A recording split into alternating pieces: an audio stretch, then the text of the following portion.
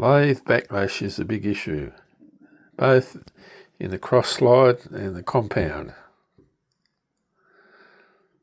The cross slide handle may be knocked while taking a measurement.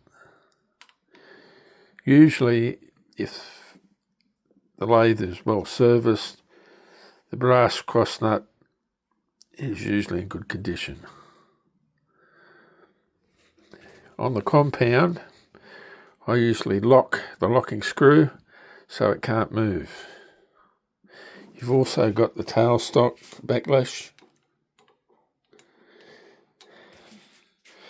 Yes, so even with the Toolpost,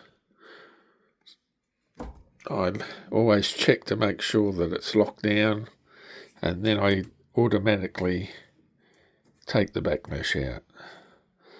That's how I deal with backlash.